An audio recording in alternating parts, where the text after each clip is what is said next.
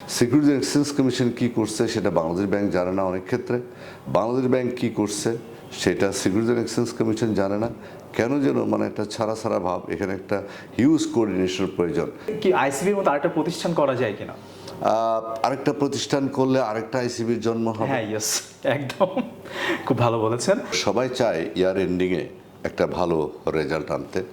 তো যার জন্য দেখা যায় যে যারা প্রাতিষ্ঠানিক বিনিয়োগকারী, ইনস্টিটিউশনাল ইনভেস্টর, ওনারা ওনাদের অ্যাকাউন্টটাকে, ব্যালেন্স শিটটাকে একটু ভালো রাখার জন্য তাদের পোর্টফোলিওটাকে চেঞ্জ করে। নতুন মার্জিন রুলটা আমি মনে করি যে এটা অনেকটা স্টিকার হলেও but safe for the investor. আমরা যেহেতু লিস্টেড কোম্পানি, আমাদের দায়বদ্ধতা আছে টু দ্য শেয়ার হোল্ডার।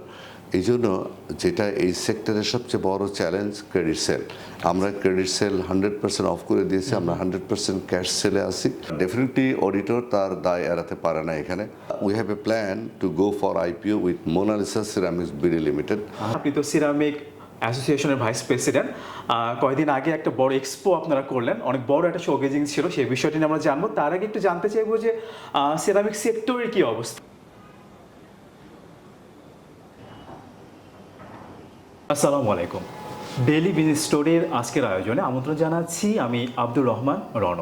দর্শক, আজকে শেয়ার বাজার নিয়ে কথা বলবো, সেই সাথে সিরামিক সেক্টর নিয়ে আমরা অনেক কিছু জানবো এবং সিরামিক সেক্টরে আমরা জানি যে 5টি লিস্টেড কোম্পানি রয়েছে, সেগুলো নিয়ে একটু জানার চেষ্টা করব কী অবস্থায় আছে। সেই সাথে ইন্ডেক্স এগ্রো ইন্ডাস্ট্রিজ লিমিটেডের বর্তমান এবং ভবিষ্যৎ কর্মপরিকল্পনা জানার চেষ্টা করব এবং সেজন্য আমাদের সাথে রয়েছেন ইন্ডেক্স গ্রুপের AMD Mamunur Rashid FCMA. 5 August পরবর্তী একটা সবারই প্রত্যাশা ছিল যে মার্কেট একটা আস্থার জায়গায় যাবে, কিন্তু আস্থার জায়গায় না যেয়ে অনাস্থাতে আরও বেশি রূপান্তরিত হচ্ছে মার্কেট, আমরা দেখতে পাচ্ছি বিভিন্ন কারণে। এর মধ্যে সাম্প্রতিক সময় আমরা জানি যে 5টি ব্যাংক মার্জার হয়েছে এবং এই কারণে ব্যাংকগুলোর শেয়ার প্রাইস শূন্য হয়ে গেছে এবং আরও 8টি এনবিএফআই কিন্তু শূন্য হতে যাচ্ছে তাদের শেয়ার প্রাইস। খুবই দুঃখজনক ব্যাপারটা।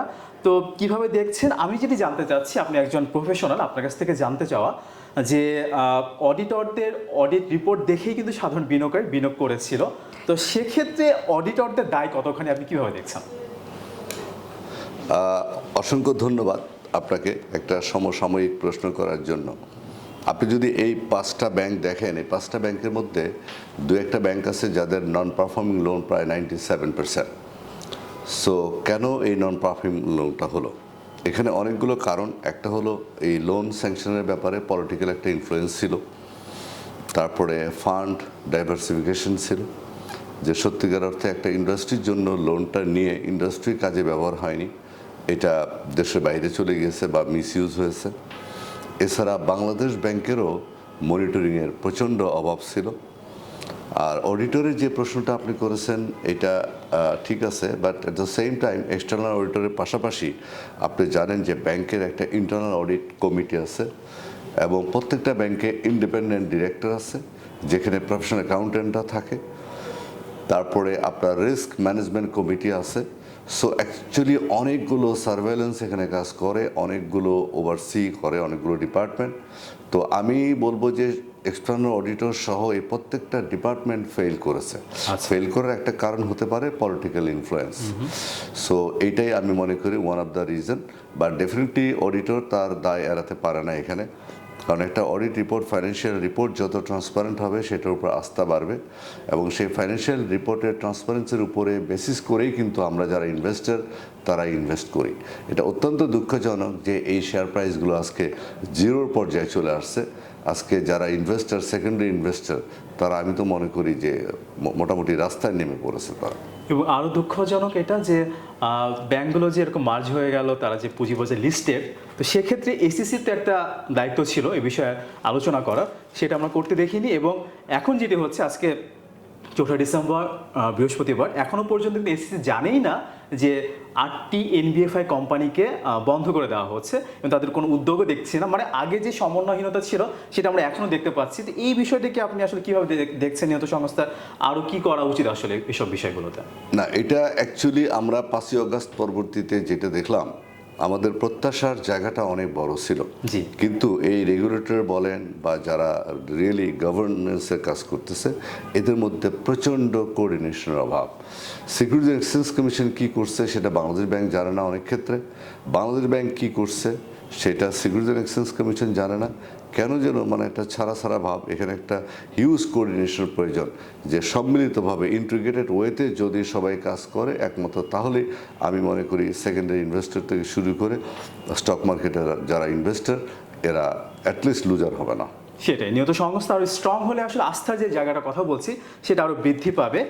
আমরা দেখতে পাচ্ছি একটা বিয়ারিশ মার্কেট, তো সেই পর্যায়ে এসে আমরা দেখলাম যে মার্জিন রুল যেটা নতুন, সেটা যদি বাস্তবায়ন হয়, অনেকে মনে করছে একটা অটোমেটিক সেল প্রেশার ক্রিয়েট হবে, সেটা মার্কেটে একটা নেগেটিভ ইম্প্যাক্ট ফেলবে।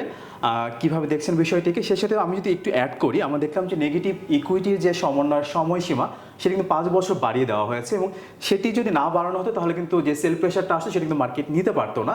তো এক্ষেত্রে আমি মার্জিন রুলের বিষয়টা আমি একটু জানতে চাই যে কিভাবে দেখছেন, মানে এটা আসলে কতটা মার্কেটকে প্রভাবান্বিত করবে? অ্যাকচুয়ালি আপনি যদি পুরাতন মার্জিন যেটা 99 এটা যদি দেখেন, সেখানে প্রত্যেকটা শেয়ারের ক্ষেত্রে সব ইনভেস্টরের ক্ষেত্রে মার্জিন অ্যালাউড ছিল।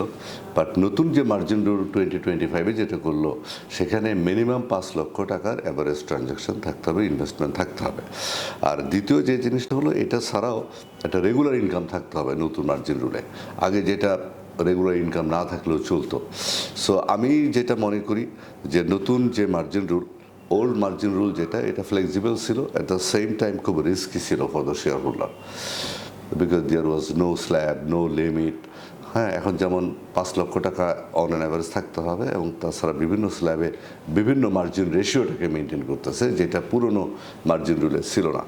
বাট নতুন মার্জিন রুলটা আমি মনে করি যে এটা অনেকটা স্টিকার হলেও but safe for the investor. মানে ভবিষ্যতের জন্য এটা মার্কেটকে ভালোই করবে, ভালো করবে, কিন্তু স্বল্প এই সময়ের জন্য কিছুটা আসলে বিনিয়োগকারীরা চিন্তিত বিষয়টা নিয়ে। হ্যাঁ, কিছুটা চিন্তিত, বিকজ এখন রেগুলেটররা মনে করতেছে যে মাইনরিটি শেয়ার হোল্ডারদের ইন্টারেস্টটা প্রোটেক্ট করা দরকার। আচ্ছা, সো এই জন্য আমি মনে করি যে লাগামহীনভাবে মার্জিন দিলাম, বুঝে না বুঝে সবাই মার্জিনটাকে অ্যাপ্লাই করলাম, which is very risky for the investor. আমরা সাধারণত দেখি যে ডিসেম্বর মাসে মার্কেটটা বেশ ভালো থাকে। গত 12 বছরে আমরা দেখলাম যে ডিসেম্বরে ইন্ডেক্স পজিটিভ ছিল।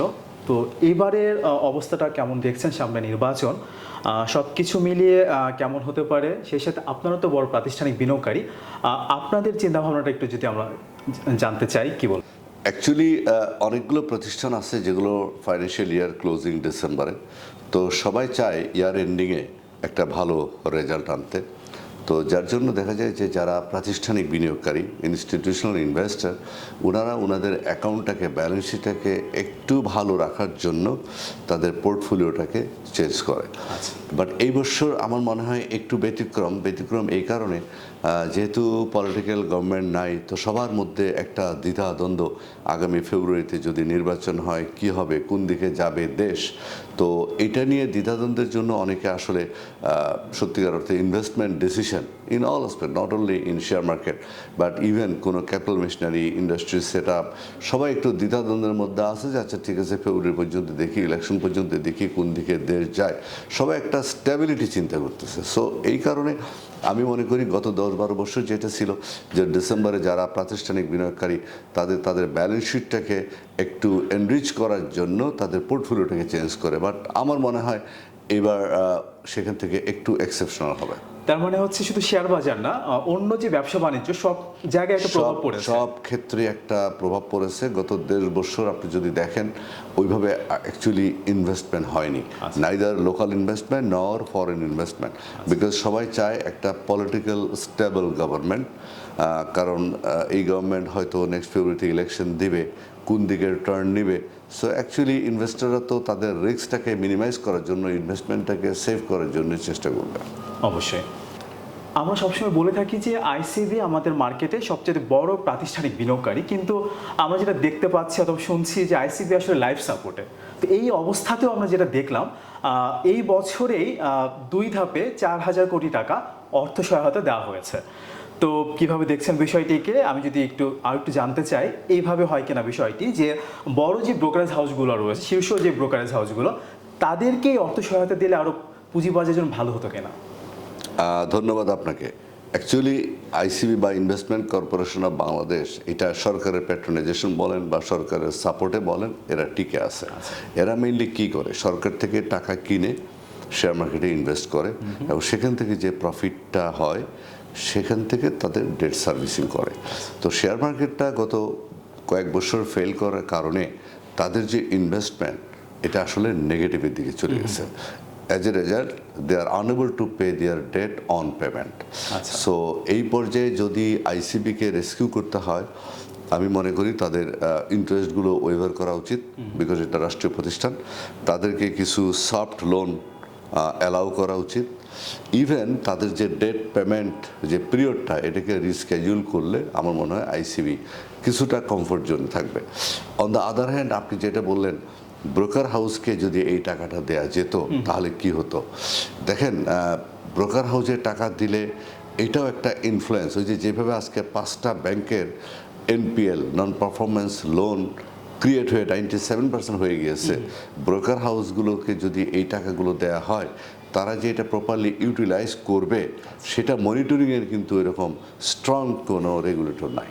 তো যার জন্য এটা মিসইউজও হয়ে যেতে পারে। সেক্ষেত্রে কি আইসিবির মতো আরেকটা প্রতিষ্ঠান করা যায় কিনা?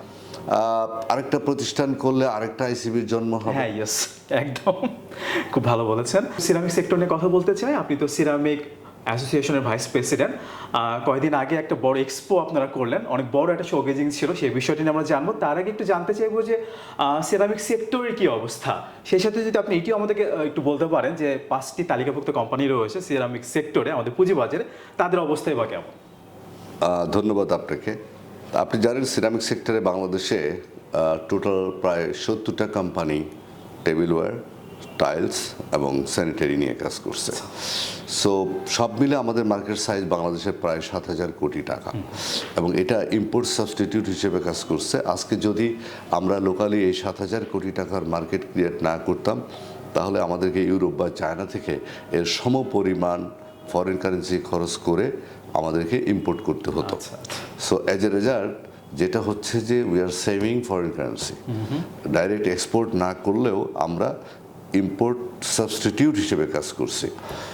তো রিসেন্টলি আমরা যে প্রবলেমগুলো ফেস করছি সেটা হলো একটা uninterrupted gas is very much required for smooth production in this sector. But এক্ষেত্রে আমরা গ্যাস পাচ্ছি আগের চেয়ে কমফোর্টেবলি একটু বেটার, বাট আনইন্টারাপ্টেড না। আনইন্টারাপ্টেড এটা প্রয়োজন হয় কারণ একটা কেল 24/7 চলে। এখানে যখনই ইন্টারাপশন হয় তখন ওয়েস্টেজের মাত্রা বেড়ে যায়, প্রোডাক্টের কোয়ালিটি ডিটোরেট করে। সো অ্যাজ এ রেজাল্ট আপনার কস্ট অফ প্রোডাক্ট বেড়ে যায়। সো এখান থেকে ওভারকাম করার জন্য we need uninterrupted gas supply. তো এটা আগের চেয়ে একটু ভালো হয়েছে, but still we are facing some sort of challenges. আর দ্বিতীয় চ্যালেঞ্জ যেটা সেটা হলো একটা সাপ্লিমেন্টারি ডিউটি এই সেক্টরে আছে, যেটা থাকা উচিত না, কারণ supplementary duty only applicable for luxury item. তো tiles now it is not at all a luxury item. এটা এখন অলমোস্ট সবাই ইউজ করে, গ্রামে গঞ্জে মফস্বল টাউনে যেখানে যাবেন এটা ইউজ হচ্ছে। সো আমি মনে করি এই সাপ্লিমেন্টারি ডিউটিটা যদি উইথড্র করা হয়, আনইন্টারাপ্টেড গ্যাস যদি সাপ্লাই দেওয়া হয়, তাহলে এই sector could be next to the RMG sector. আর আপনি সিরামিক্স এক্সপো নিয়ে বললেন, এটা আমরা অ্যাকচুয়ালি আমাদের যে ইনিশিয়েটিভ প্রতি 2 বছর পর পর আমরা এক্সপোর্টটা করি। আমরা সারা দুনিয়াতে আমাদের যে প্রোডাক্ট, আমাদের যে কৃষ্টি কালচার, আমাদের ডিজাইন, আমাদের আর্কিটেকচারাল যে কনসেপ্ট, এটা সারা দুনিয়াতে আমরা ছড়িয়ে দিতে চাই। এই জন্য এবার আপনি জেনে খুশি হবেন যে 25টা দেশ থেকে প্রায় 131টা এক্সিবিটর কোম্পানি পার্টিসিপেট করেছে এবার হিউজ লেভেলে। এবং আমি মনে করি এই বছরের সবচেয়ে সাকসেসফুল ইভেন্ট হয়েছে, সবচেয়ে হাইয়েস্ট পার্টিসিপেশন ছিল। সো যেটা বললাম, প্রায় 131টা এক্সিবিটর কোম্পানি এবার পার্টিসিপেট করেছে। এতে যেটা হয়েছে, চায়না থেকে শুরু করে ইউরোপ এবং ওয়েস্টার্ন কান্ট্রি, এখানে প্রত্যেকটা জায়গায়, ইটালি থেকে অনেকে এসেছে। তো এখানে আমাদের যেটা হচ্ছে হিউজ লেভেলে আমাদের এই সিরামিক সেক্টরটা ব্র্যান্ডিং আমরা করতে পেরেছি। আমরা প্রত্যাশা করব সিরামিক সেক্টর আরও ভালো করবে, ভালো করলে পুঁজিবাজারে তালিকাভুক্ত কোম্পানিগুলো ভালো করবে। সেই সাথে আমরা এক্স সিরামিকটা জানতে চাইবো, আপনাদের এক্স সিরামিক কি ভবিষ্যতে পুঁজিবাজারে তালিকাভুক্তির কোনো সম্ভাবনা আছে কিনা? অ্যাকচুয়ালি এক্স ইন্ডেক্স কোম্পানিজের আওতায় দুটো কোম্পানি সিরামিক সেক্টরে, একটা এক্স সিরামিক্স লিমিটেড একটা মোনালিসা সিরামিক্স বিডি লিমিটেড। আচ্ছা। সো আমরা we have a plan to go for IPO with Monalisa Ceramics BD limited.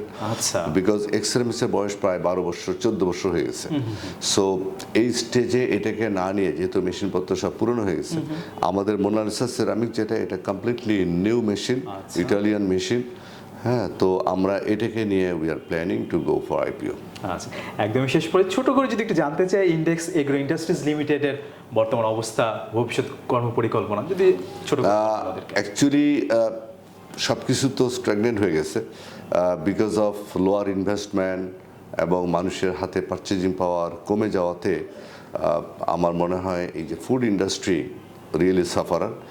So এর মধ্যে আপনি মিট কনজামশনটাও আমরা দেখতে পাচ্ছি কমে গিয়েছে। সেই হিসেবে আমরা যেহেতু লিস্টেড কোম্পানি, আমাদের দায়বদ্ধতা আছে টু দ্য শেয়ার হোল্ডার। এই জন্য যেটা এই সেক্টরের সবচেয়ে বড় চ্যালেঞ্জ ক্রেডিট সেল। আমরা ক্রেডিট সেল 100% অফ করে দিয়েছি, আমরা 100% ক্যাশ সেলে আছি। সো যতটুকুই আমরা সেল করছি সেটা 100% আমরা টাকা রিকভারি করতে পারছি। বাট যদি গ্রোথের কথা বলেন, ওইভাবে ট্রিমেন্ডাস কোনো গ্রোথ নেই, but very steady and very insignificant growth is there. আচ্ছা, আমরা প্রত্যাশা করব চ্যালেঞ্জ কাটিয়ে উঠে আসলে ভবিষ্যতে যাত্রাটা অনেক মসৃণ হবে। আপনাকে অনেক ধন্যবাদ আমাদেরকে সময় দেওয়ার জন্য। আপনাকেও অসংখ্য ধন্যবাদ আজকে আমাকে বলার সুযোগ দেওয়ার জন্য।